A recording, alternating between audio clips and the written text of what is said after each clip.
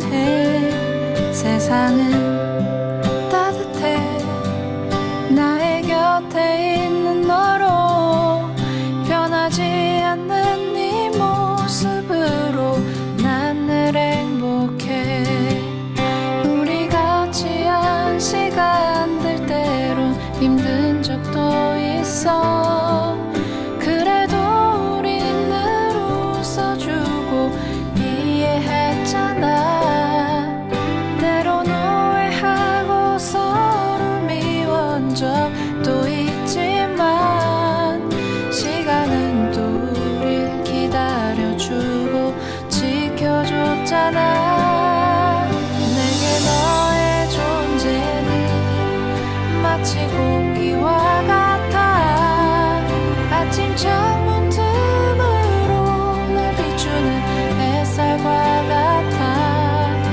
시간이 흐를수록 넌 나에게 더 깊은 사람이 되어 언제나 나의 곁에 늘 있어 happy Republic day. আজকের ব্লগের শুরুতেই তোমাদের সবাইকে হ্যাপি রিপাবলিক ডের অনেক অনেক শুভেচ্ছা ও অভিনন্দন জানিয়েই আজকের ব্লগটা শুরু করছি। Welcome back to my channel Suparna's views. আজকে আবার একটা নতুন ব্লগ নিয়ে চলে এসেছি তোমাদের সাথে দেখা করতে, কথা বলতে, গল্প করতে, বকবক করতে। সকাল সকাল গরম গরম এক কাপ কফি হাতে, এই যে একটু আগেই কফিটা বানালাম, তোমাদের সাথে সেটা একটু শেয়ারও করেছি। সেই গরম গরম কফিটা এখন খাবো, খাওয়া শুরু করিনি, খুব গরম আছে, একটু ঠান্ডা হোক তারপরে খাবো। এই সকালবেলায় এই ঠান্ডার মধ্যে গরম গরম কফিটা না মানে খুব ভালো লাগে। চা কফি যাই বলো, মানে যে যেটা পছন্দ করে সকালবেলায় এই শীতের মধ্যে বেশ ভালো লাগে। আর তোমাদের সাথে যে কথা বলছি কফির একটা স্মেল আসছে দারুণ, খুব ভালো লাগছে জানো তো। মানে এই ঠান্ডার মধ্যে এক কাপ গরম কফি হাতে সুন্দর একটা কফির স্মেল নিয়ে তোমাদের সাথে কথা বলতে খুব ভালো লাগছে। কিন্তু এটা এবারে পুরো ঠান্ডা হয়ে যাবে, যা শীত পড়েছে। তাই কফিটা আগে খাই, তারপরে ব্রেকফাস্ট বানাবো। অনেক কিছু কাজ আছে, যেমন করি রোজ, কাজের ফাঁকে ফাঁকে তোমাদের সাথে গল্প করি, সেই কাজের ফাঁকে ফাঁকে গল্প করব। এখন আগে এই কফিটা খেয়ে নিই, বুঝলে, নাহলে ঠান্ডা হয়ে যাবে। 바람이 불어온 그 밤에 꺼진했던 조각들이 난 떠올라 순간에 falling down 감추려 애썼던 마음 다 들킬까봐 도망가 버렸지 yeah. 깊은 밤 잠든 널 내 안에 담아두고 있어 언제까지나 it's alright 내 안에 너만을 기억할 수 있는 순간이 바로 지금 বাড়ির সব ঝুল ঝেড়ে ফেলেছি, ডাস্টিং করে ফেলেছি, সমস্ত কিছু ক্লিন করলাম এখন এতক্ষণ ধরে। তারপরে একটু ফ্রেশ হলাম, এখন ব্রেকফাস্ট বানাবো। কিন্তু ব্রেকফাস্টের মেনুতে আজকে কী বানাবো সেটাই ঠিক করতে পারছি না। একবার ভাবছি লুচি বানাই, একবার ভাবছি পরোটা বানাই। দেখি কৌশিককে কৌশানীকে জিজ্ঞেস করি ওরা কি খেতে চায়, সেই রকমভাবেই একটা কিছু ব্রেকফাস্ট বানাবো। আর গল্প করছি না, দেখি ব্রেকফাস্টটা বানিয়ে ফেলি। আজকে না সকাল থেকে না এটা ওটা কাজ করতে করতে অনেকটা বেলা হয়ে গেছে, মানে ব্রেকফাস্টের টাইমটা পেরিয়ে যাচ্ছে। তাই আর দেরি করছি না, আগে ব্রেকফাস্টটা বানাই। দেখি কৌশিক কৌশানী কী খেতে চায়, পরোটা না লুচি, সেই মতো ব্রেকফাস্ট বানিয়ে ব্রেকফাস্টটা করি, তারপরে তোমাদের সাথে গল্প করবো। আর ফাঁকে ফাঁকে তো তোমাদের সাথে একটু গল্প করেই নিই, মানে কাজের ফাঁকে ফাঁকে তোমাদের সাথে গল্প না করলে তো গল্প হবেই না, কাজই হবে। তাই কাজের ফাঁকে ফাঁকে একটু করে গল্প করেই নেব। তাই এখন একটু গল্প করে নিলাম, কথা বলে নিলাম, এবারে ব্রেকফাস্টটা বানাই, তারপরে আবার বাকি গল্পগুলো করব।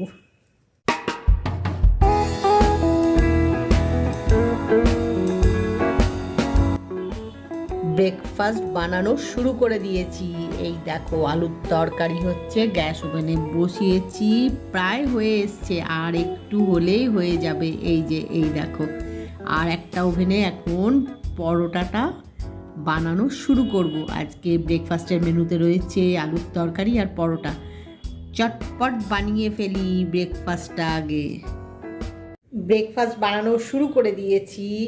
আলুর তরকারি গ্যাস ওভেনে হচ্ছে, তোমাদেরকে একটু ব্যাক ক্যামেরা করে সেটা দেখালাম। আর তার সাথে বানাবো একটু পরোটা। তার জন্যে যে ডোটা লাগবে সেটা বানিয়ে ফেলেছি, বানিয়ে ঢাকা দিয়ে রেখেছি। এখন পরোটাগুলো বানাবো। আলুর তরকারিটা একটা ওভেনে হচ্ছে, আর একটা ওভেনে পরোটাগুলো বানিয়ে নেবো। পরোটাগুলো বানানো হয়ে গেলে ব্রেকফাস্টটা আগে করে ফেলবো, তারপরে তো আছেই ছোটো ছোটো কাজ, সারাদিন যেরকম থাকবে, সেটা আর নতুন করে বলার কিছু নেই। এখন ব্রেকফাস্টটা করে ফেলি। অনেকটা বেলা হয়ে গেছে জানো তো, আজকে সকাল থেকে উঠে না এটা ওটা করতে করতে কী করে যে এতটা বেলা হয়ে গেল বুঝতেই পারলাম না। মানে এই কাজটা একটু করে নিই, ওই কাজটা একটু করে নিই, এরমভাবে কাজগুলো করতে করতে না কখন দেখছি অনেকটা বেলা হয়ে গেছে। তাই ব্রেকফাস্টটা করে নিই আগে, তারপরে তোমাদের সাথে আবার গল্প করবো, নাহলে দেরি হয়ে যাবে। অনেকটাই বেলা হয়ে গেছে, মানে ব্রেকফাস্টের টাইমটা পেরিয়ে গেছে বলতে পারো। তো এই ব্রেকফাস্টটা চটপট করে নিই, তারপরে তোমাদের সাথে গল্প করবো। Breakfast ready. এই দেখো আলুর তরকারি আর পরোটা, তার সাথে আমার হাতে বানানো একটুখানি ম্যাঙ্গো পিকল। ম্যাঙ্গো পিকলটা খেতে না বেশ ভালো হয়েছে জানো তো। মাঝে মধ্যে বিভিন্ন খাবারের সাথে একটু নিই, সবারই খুব ভালো লাগে। যাই হোক, এখন এই আলুর তরকারি, পরোটা আর ম্যাঙ্গো পিকল দিয়ে ব্রেকফাস্টটা করে নিই, তারপরে আবার গল্প হবে।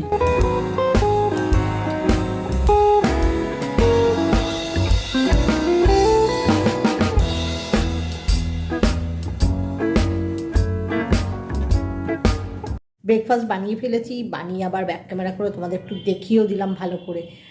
এখন ব্রেকফাস্ট করা শুরু করব, তার আগে একটু কথা বলে নিলাম, যেরকম আমি রোজ করি তার ব্যতিক্রম আজও করিনি। ব্রেকফাস্ট করার আগে একটু কথা বলে নিচ্ছি, আর আমার হাত থেকেও একবার দেখিয়ে দিই ব্রেকফাস্টটা। এই পরোটা আমার হাতে বানানো, একটু আমের আচার, আলুর তরকারি, এই যে বেশি কাজ করছি না পড়ে যাবে, সবই আমার হাতেই বানানো। আচারটা বলে নয় কিন্তু বলার সময় বলছি আমার হাতে বানানো আমের আচার, কিন্তু পরোটা আলু তরকারি সবই আমার হাতেই বানানো। এটা ম্যাঙ্গো পিকল, এটা আমি নিজের হাতে বানিয়েছি। যাই হোক, এই সবগুলো দিয়ে আজকে ব্রেকফাস্ট করব। এখন আর গল্প নয়, ঠান্ডা হয়ে যাচ্ছে জানো তো, এত ঠান্ডা পড়েছে না, যাই বানাচ্ছি সাথে সাথে ঠান্ডা হয়ে যাচ্ছে। তাই আর এই খাবারগুলো দেখবে ঠান্ডা হয়ে গেলে খেতে ভাল লাগে না, পরোটা লুচি যাই বলো। তাই ব্রেকফাস্ট আগে করে নিই, ব্রেকফাস্ট করে তারপরে তোমাদের সাথে আবার গল্প হবে, যেমন হয় কাজের ফাঁকে ফাঁকে। তাই ব্রেকফাস্ট আগে করে নিই বুঝলে, নাহলে পুরোই ঠান্ডা হয়ে যাবে, ঠান্ডা হয়ে গেলে খেতে ভালো লাগে না এগুলো। এই ব্রেকফাস্ট করে নিই, করে তারপরে আবার নানা রকমের কাজ আছে, আর কাজের ফাঁকে ফাঁকে তোমাদের সাথে গল্প কথা হতেই থাকবে। এখন আগে ব্রেকফাস্ট করে নিই।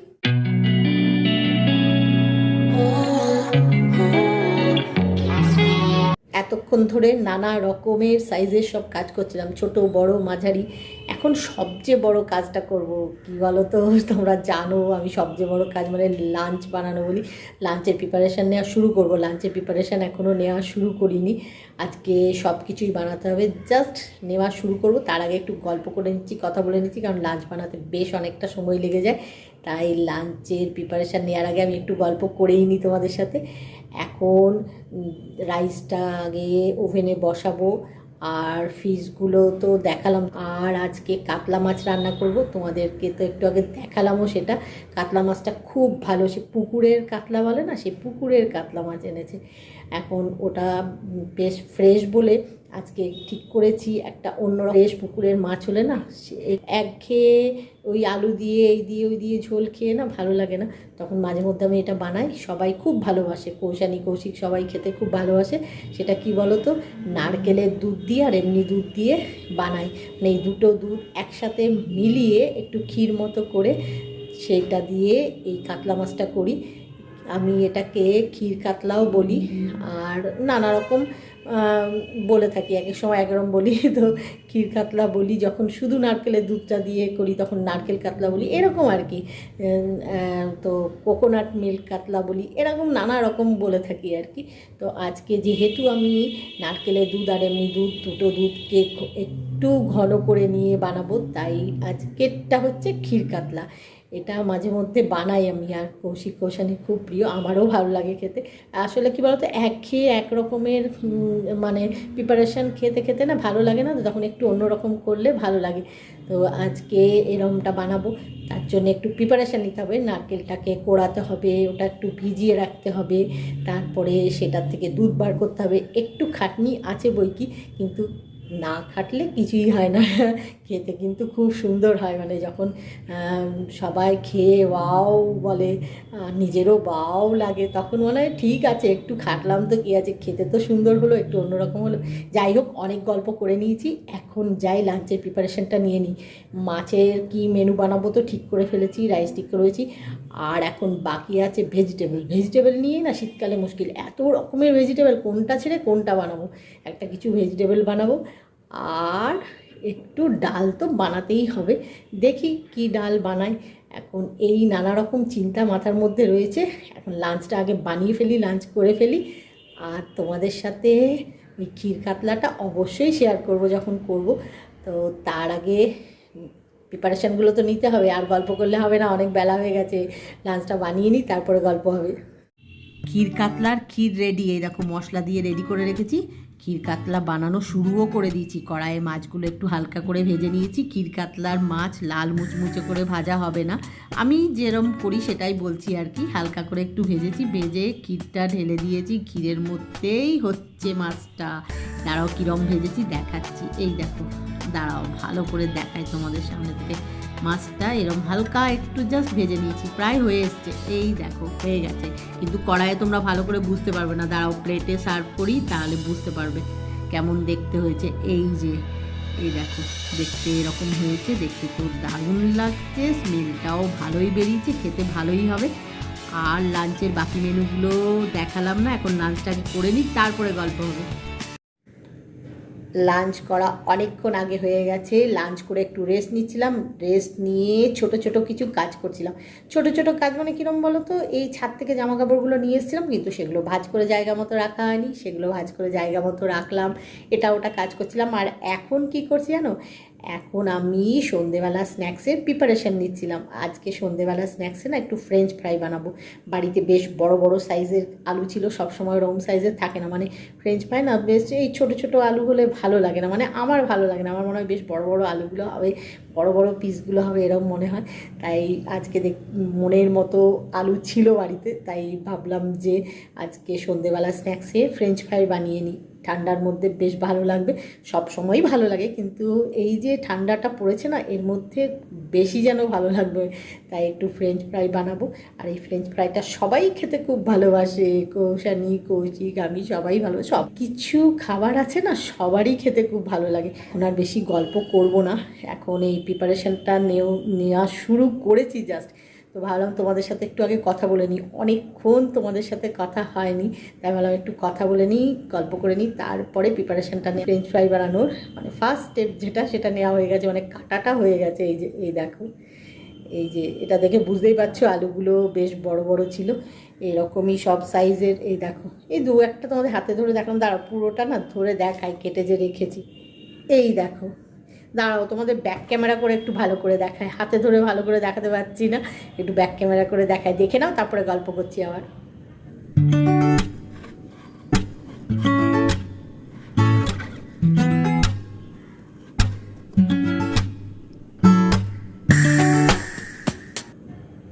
দেখে নিয়েছো কাটাটা হয়ে গেছে। এইবারে পরপর যে স্টেপগুলো ফ্রেঞ্চ ফ্রাই বানানোর, মানে আমি যেরমভাবে বানাই সেগুলো নেওয়া শুরু করব। কারণ ফ্রেঞ্চ ফ্রাই না দেখে মনে হয় আলু ভাজা সামান্য, কিন্তু কতগুলো স্টেপ আছে, ওইগুলো ওরমভাবে না করলে খেতে সুস্বাদু হয় না, মানে আলাদা রকম লাগে না, তখন ওই সত্যি আলু ভাজার মতোই খেতে হয়ে যায়।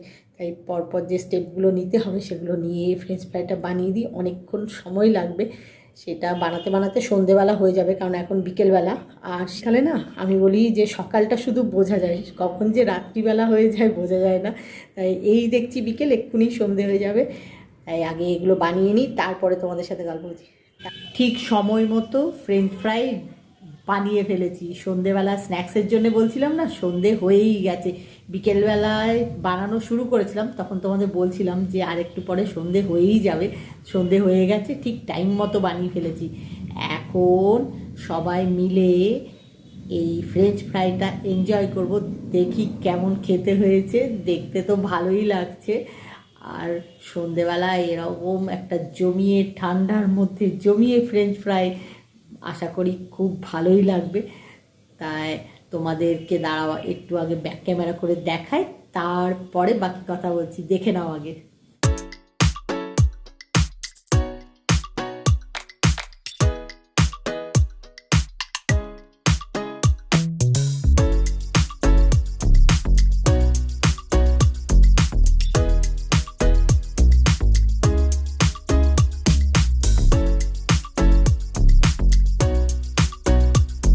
দেখে নিয়েছো, এবারে আমার হাত থেকেও একবার দেখে নাও।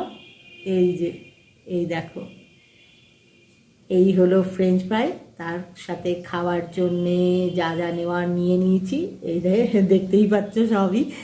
এখন এই ফ্রেঞ্চ ফ্রাইগুলো সবাই মিলে এনজয় করি। এটা এই প্লেটে খানিকটা পরিমাণ নিয়েছি তোমাদের দেখানোর জন্য, আর বাকিটা না আমার একটা কন্টেনার আছে যেটার মধ্যে রাখলে তেলগুলো, যেগুলো ফ্রেঞ্চ ফ্রাই টেনে নেয়, সেই তেলগুলো সহজে ক্লিয়ার হয়ে যায়। তো তার মধ্যে দিয়ে রেখেছিলাম, কিন্তু তোমাদের দেখাবো বলে কিছুটা পরিমাণ প্লেটে তুলে নিয়েছি। তো তোমরা তো দেখলেই ফ্রেঞ্চ ফ্রাইগুলো দেখতে তো বেশ ভালোই হয়েছে। এই যে দেখো, খেতে তো মনে হচ্ছে ভালোই হবে। খুব গরম, হাতে ধরা যাচ্ছে না, তাও একটা ধরে তোমাদের দেখালাম। এখন দেখি খেয়ে কেমন হয়েছে। আর এখন গল্প করব না, এখন সবাই মিলে ফ্রেঞ্চ ফ্রাইটা এনজয় করি। তাই আজকে ব্লগটা এখানেই শেষ করছি। আজকে ব্লগ যদি তোমাদের ভালো লেগে থাকে তাহলে লাইক করো, শেয়ার করো, কমেন্ট করো, সাবস্ক্রাইব অবশ্যই করবে। সাবস্ক্রাইব করতে ভুলো না কিন্তু। খুব শিগগিরই দেখা হবে নতুন একটা ব্লগে। Bye bye.